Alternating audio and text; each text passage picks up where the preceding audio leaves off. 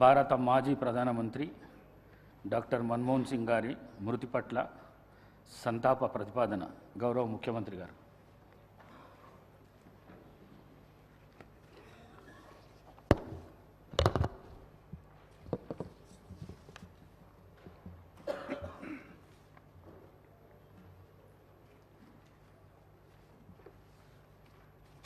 అధ్యక్ష, భారత మాజీ ప్రధానమంత్రి డాక్టర్ మన్మోహన్ సింగ్ గారి మృతి పట్ల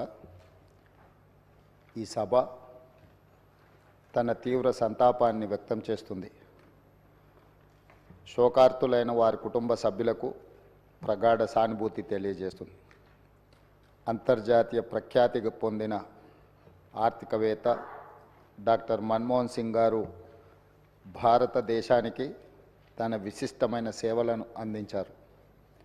కేంద్ర ప్రభుత్వ ప్రధాన ఆర్థిక సలహాదారుగా, భారత రిజర్వ్ బ్యాంక్ గవర్నర్గా, ప్రణాళికా సంఘం డెప్యూటీ చైర్పర్సన్గా, కేంద్ర ఆర్థిక మంత్రిగా, భారత ప్రధానమంత్రిగా ఆయన వివిధ హోదాలలో తన సేవలను ఈ దేశానికి అందించారు. డాక్టర్ మన్మోహన్ సింగ్ గారు మన దేశంలో ఆర్థిక సంస్కరణలను రూపశిల్పి. 1991 మరియు 96 మధ్య కేంద్ర ఆర్థిక మంత్రిగా ఉన్నప్పుడు భారత ఆర్థిక వ్యవస్థను సరళీకరించి ఆర్థిక స్థితిగతుల దిశను మార్చే నిర్మాణాత్మక సంస్కరణలను అమలు చేయడంలో కీలక పాత్ర పోషించారు.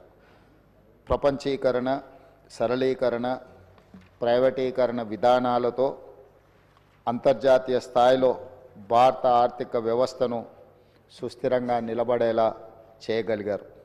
2004 మరియు 2014 మధ్య భారత ప్రధానమంత్రిగా ఉన్న మన్మోహన్ సింగ్ గారు తన పదవీ కాలంలో ఎన్నో చారిత్రాత్మకమైన సామాజిక కార్యక్రమాలకు శ్రీకారం చుట్టారు.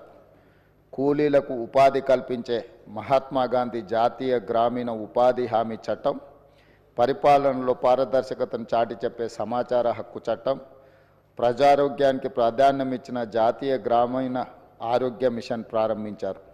అందరికీ ఆధార్ కార్డు లాంటి సామాజిక విప్లవాత్మక కార్యక్రమాలను ఆయన హయాంలోనే మొదలయ్యాయి.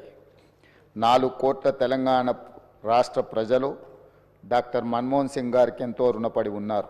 ఆయన ప్రధానమంత్రిగా ఉన్నప్పుడే తెలంగాణ రాష్ట్ర ఏర్పాటుకు మార్గం సుగమమైంది. 2014లో ఆంధ్రప్రదేశ్ రాష్ట్ర పునర్వ్యవస్థీకరణ చట్టాన్ని పార్లమెంట్ ఆమోదించింది. ఎన్నో ఏండ్ల పోరాటం ఫలించి తెలంగాణ రాష్ట్రం ఏర్పడింది. మన్మోహన్ సింగ్ గారు మన దేశానికి, ముఖ్యంగా తెలంగాణకు చేసిన సేవలకు ఈ సభ అపారమైన కృతజ్ఞతలను తెలియజేస్తుంది.